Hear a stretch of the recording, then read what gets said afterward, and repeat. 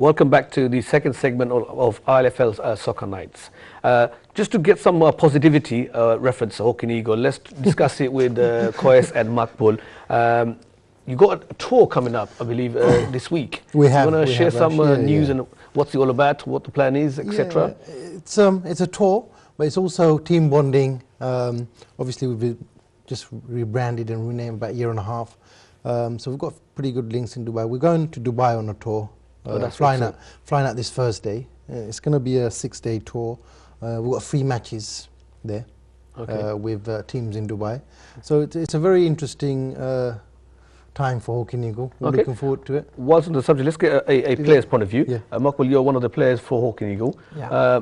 What's your idea? What's your thought on this the tour itself? First of all, are you going to this tour? Yeah, first as you said, we're flying on Thursday. I'm looking forward to it. Got 3 games organised. Have you been to Dubai before? No, it's going to be my first time. So you're looking forward to it, yeah? Yeah, the closest I've been is Saudi Arabia. Do you think these tours help players in terms of team building, getting to know each other? Is that the idea behind it? And what's your thought on it? Yeah, exactly. Because our players, they're from all different nations. Like we go, it's from Bangladesh, from different countries, different background, etc., different plus areas. The ages as well. The age varies. We got youngsters who are in the Sunday League, and then we've got the veterans as well. So it's this mixture of so in a way, it's an idea to get together as an organisation, as a team, and as a team building exercise, and to have fun and refresh and recharge your battery, so to speak. Yeah, for a new season, for a new season to come. I think the whole concept was obviously we're all together, and every Sunday we turn up, or Thursday we play football, then go home. This is about appreciation. I think it's more you together, socialize, go out, spend a bit of time together, and just get to know your players better, and obviously so they feel they're part of the club. That's the whole ethos behind that. To realize. I think it's an excellent idea, because I myself, luckily, I've been fortunate enough to go to different tours with different teams. It's an idea that gets people together. It does. You get to know each other, because a lot of times you don't realize networking within the team can benefit you personally, professionally, within the area itself. So again, come back to you. You may know some players very well, others not so well, but this is an excellent opportunity to get to know, have a better understanding, which will obviously be a positive thing in terms of playing on a Sunday or a Thursday. But as a team, it's best to know everyone, who they are, what they do, a bit more personally about them, and it helps, doesn't it, overall? Yeah, of course it does, because as you said, it's like we just play the game, we go home. But this one, we're going to play the game, and then we're going to, spending a lot of time together. And have some fun. Ultimately, we're going to have fun. But one of the main reason is going to be like getting to know the whole team. That's perfect. Getting to know the whole team, and then become closer. So on the that can be a benefit thing. It can be a win-win situation. Very beneficial on the pitch. And obviously you're going playing there. I believe you have 3 fixtures. Yeah. Who are you playing? Are you playing against local clubs or established clubs? Yeah, it's established clubs. We're obviously liaising. We know pretty well EFA League, which is a league like our ILFL league over there. Okay. And they've got clubs. They've got at least 20 clubs inside, and it's all mainly expats from different countries that work out there. And they form and they play in a league like Thursday and Sundays. It's different, 11-a-side, 8-a-side, so that it varies. That's the idea. Obviously, as you know, ILFL, we're trying to do a partnership with them as well over the coming years, so that would be good. So we've got 3 teams over there, very good teams. So you've got 3 friendly matches against. Do you know much about those teams, or the quality or the calibre? I know one of them are an Italian expats. They're meant to be really good, so we sort of left that till last. Okay, because what it is, I've been there myself with Bournemouth a couple of years back, and we were quite surprised with the quality. So one advice to you, Makbul, as well, is don't underestimate these teams in other countries. And not to mention what time to go, especially in this cold weather. You're going into sunny place to Dubai. The weather is fabulous and it's extra hot. So best of luck. Whilst we're on the subject of international trips and tours, Shakil, last weekend, obviously yourself, you were in Marrakesh, I believe. You want to share, tell us, the viewers, more about the information? Yeah, so we went to Marrakesh last week to raise lots of money for vulnerable street children in Bangladesh. with a Muslim charity. So there was about 17 of us. Half of us were actually runners, and there was cyclists as well. And there was a few of us that never run before. So we just went there for to raise as much money as we possibly can for vulnerable street children in Bangladesh who has no shelter, they're living on the street. So we're just providing them to raise money to provide them a shelter and living. So there was a few of us like Sam, he's never run before, and I'm sure he's watching. He's done an amazing job. It's very inspirational because he's never done a run before. He does it in 3 hours, and Shuli is one of the only female runners that came with us. Okay. It's very inspirational because she's never done running before in her life, and that was their first time. So it was a really good and beneficial tour that we did last week. Yeah. Are you still continuing to raise money for that project? Or? Yeah, we're still raising money. So if anyone wants to sponsor us, they still can. They can go to the Facebook page or Twitter or website, or Google muslimcharity.org.uk, or they can give some money to me. We're still raising money, just giving page, numero 7, just giving page. So you still can sponsor us, and it's all for good cause. Marrakesh was lovely. The people were great. Okay, sorry, guys.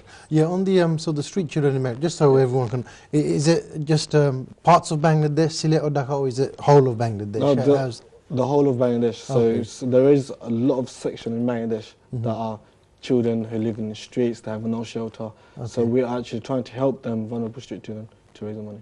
Okay, on that note, I'll just say credit to you, Shakil, and on your colleagues of doing such a marvellous job.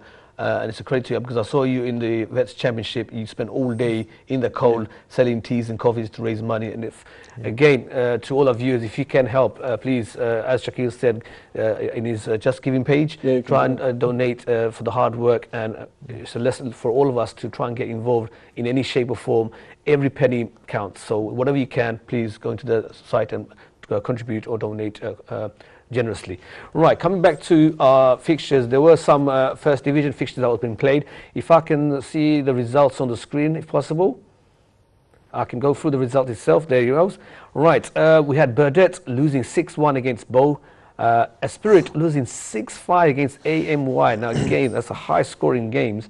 And PYO a 5-all draw. Wow, what a game. Koyes, I'm like, well, to see 11 goals, 10 goals, 7 goals, Division 1, what's going on? Is there no keepers or is there strikers bang on fire? No keepers and no defenders. That's what it seems like, wow. Well, credit to PYO, 5-all against Arsenal. That's a high-scoring game, and AMY coming back. They had a really bad start to the season. It's good to see them win. Spirit, I think, they were looking really good. A new team doing very well.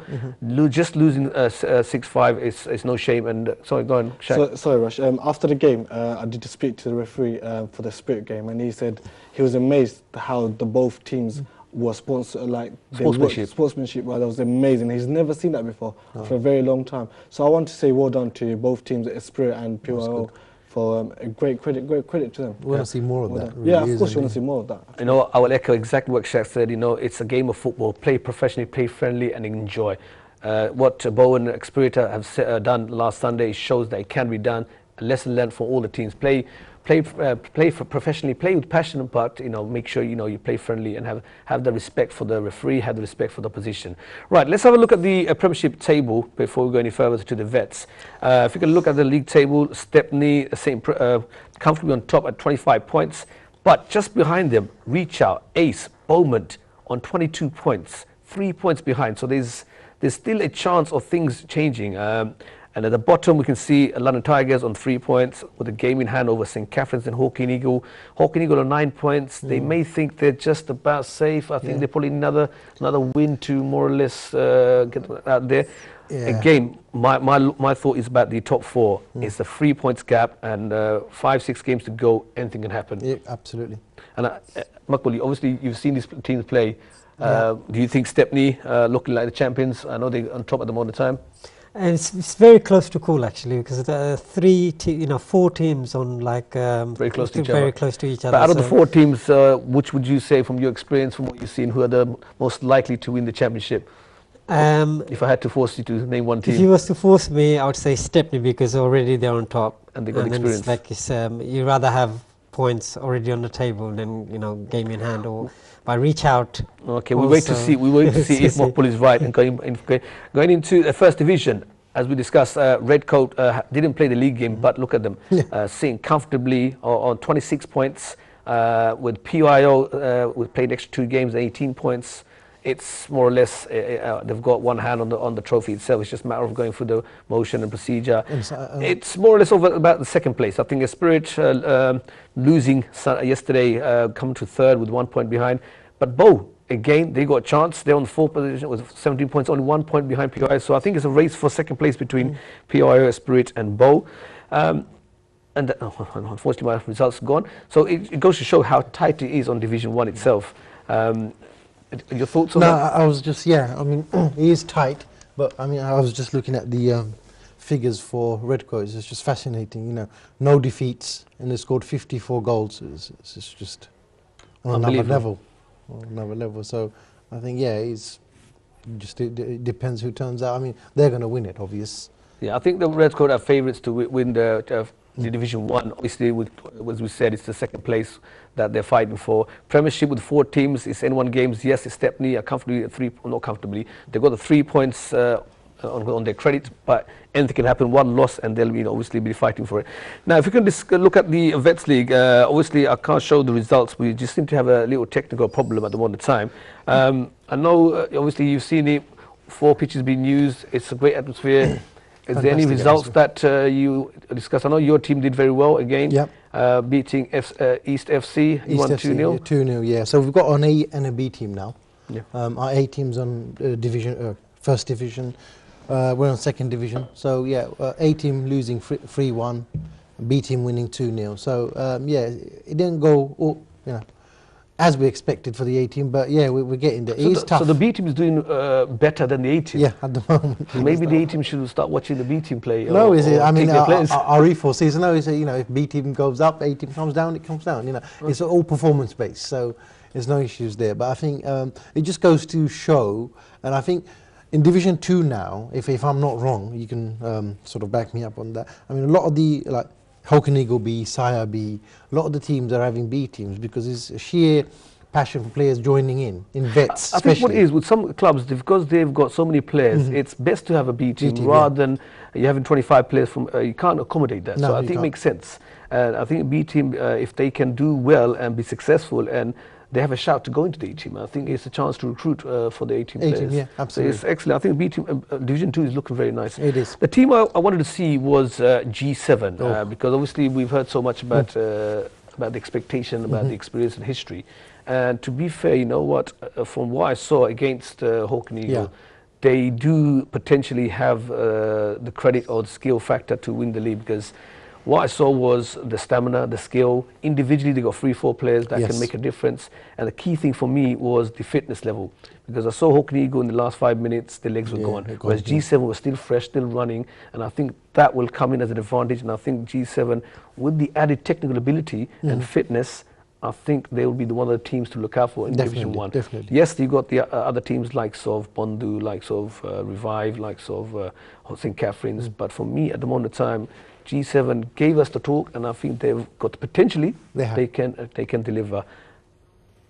You've got Workhouse as well, don't forget. Yeah, in Premiership, one of the games I looked at was Abu Hani versus Mohammedan. Both teams with a lot of history. Abu Hani winning 3-0 comfortably. Wow. For me, what I saw is some of the players were missing from Abu Hani. So maybe in terms of going ahead, it'll be interesting to see how they perform. Bromley losing 2-1 to London Tigers. Bowman and Stepney played 2, lost 2. These 2 teams were high expectation this season. Stepney, I know for a fact with Bowman and Stepney, they were thinking of the title. Played 2, lost 2. Both games, to be fair, they were dominating. They should have won. Because I looked at Stepney, they played Weavers Vets. They dominated the game, but they lost 1-0. Bowman played, which team did they play? I can't remember now, but they dominated the game, but they lost 1-0. It was the Vets game. That's why I keep saying, Vets is different. It's not about how beautiful football you play. It's how, can you stick the ball in the back of the net? That's what matters. And that's what it proves time and time. I mean, we recently had a team won a tournament without scoring a goal. Didn't we? Revive going to penalty. So, it's vets is completely different. You can't predict anything. Yeah, Shaq, let's get back to you. I know obviously you've seen some of the games. I know Bromley did well the week before, beating Sire 1-0, because I think their expectation wasn't that high, but they did quite well. Have you seen any changes with Bromley vets this season? Well, they did have a new goalkeeper, so that's a change. We needed one. So, and the defense is coming back now. There's going to be 1 or 2 changes in terms of players coming in new. So it's a slow start, but I expect Bromley to stay up this time around. Okay, Makbul, you've obviously also played in the Vets League itself. How do you think the league? How does it look? How does you enjoy participating? Because obviously it's been running for now in VL8 for 8th season. How are you finding it? Firstly, I just want to say the reason a team having A team and B team, I think the football now is the increase in numbers. It's like last few years, I think there's just the vet scene has been, it's increasing, I mean, very soon I can see another tier, another division, very, very soon. And it's just such fun, you know. It helps, for me personally, after a good day's work and everything, it relieves stress and everything, you just put everything on a bench. So from your perspective, it's, yes, you're playing Vets League, but it's more of a social to get to meet up with your friends and people you haven't seen for a while as well. There's a lot of people tell me that, you know, the vet scene, yes, the Premiership boys are playing at the highest level, whereas Division 1 and Division 2 is also tough, but most of the time they tell me it's an opportunity to get to meet up with your friends and socialise on that day. It's fantastic. Every Thursday night, it's just, you know, 2 hours of pure football. And afterwards you stay together, go for a meal. You go for a meal. You know, you catch up basically. And with the added factor now, you got all 4 pitches. How you find the atmosphere like? Because when last 2 weeks I didn't know which game to watch because there's 4 games happening at the same time throughout the night from 8 p.m. to 10 p.m. Whereas before we only had 2 pitches. Now you got choices. You got 4 pitches, 4 games to look at. Is that something more interesting, or how's the atmosphere? Is it buzzing? It's every week. It's fantastic to watch. Some of the games are really, really high quality. And also it's the numbers as well. You know, as I've said, it's just full of. There's over like 200-300 people there. You know, so you get to socialise as well as playing football, and the serious aspects. So it's really, really good. And I can, as I've said, 2 years time I can see another division. Okay. It's getting so popular. Yeah, I'll just echo what Makbul is just saying. You know, the vets scene has immensely grown, and as we said, week in, week out, the passion is there, and we hope that our Sunday teams, the youth, the seniors, they come and watch and see the passion and drive. Because again, in the last 2 weeks, I haven't seen any red cards, any altercations. They come, they play, they enjoy, they socialise. Because the majority of the teams after the match, as you said, they end up going to restaurants and catching up with their friends. Because a lot of the players haven't seen each other for many years, etc. So I think vet scene is beautiful. And I've seen a lot of parents as well bringing children along and because everything. Because whether they're babysitting or not, that's part of their thingy. But we hope I've seen parents. So we hope this continues. We hope this continues in the coming years, and hopefully, as Makbul said, if new teams come, we do have the option of extending by a 3rd division. As we come into the end of the show, I just have a few shout-outs to give out. I've been sent a couple of emails and texts. I've got Shakira, Isha, and Yassine from Bethnal Green. They said they love watching the show, and they even record it sometime because they have to go to bed early. So a big shout out to Shakira, Isha, and Yassine in Bethnal Green. We've got from Forest Gates, Muskan, Myra, and Sarah. They said to say hi and big shout out. So that's hi to you guys. And we've got Zayan and Mr. Ayan from Badet. And they're saying good luck to Badet FC in the semi-final for the ILFL League Cup, which I think they're playing against Beaumont, so we'll see what happens. And a big shout out to Ehsan and Samir, Akil and Anisha at King Cross. They're supporting London Tigers. Unfortunately, they're not doing too well. Hopefully, your support goes in hand. These are the shouts out. As I said, if you need to give a shout out and say any comments, this is a show for you. It's a community show. Please write to us, email me, text me, and I'll mention it on the TV show. Good luck to Shaquille. I know you do your voluntary football on Tuesday nights, which is a brilliant effort itself. Is there room for more people to come in? Yeah, everyone's welcome. It's 6:30 at Mana Primary School, not far from here. So it's at 6:30 to 7:45, and from 7 to 10 years old. And everyone's welcome to come. So if there's any youths out there, parents, Shakil does a wonderful project, voluntary. If you need to come down, it's 6:30 to 7:30. Please go down and obviously give your youngsters a chance. Now, as we come to the end of the show, I would like to say thanks to all my guests for giving the information and pundits. I'd like to give thanks to the technical staff behind the green room. Thanks to all the viewers for watching. So stay healthy, stay safe until we see you next week. Good night.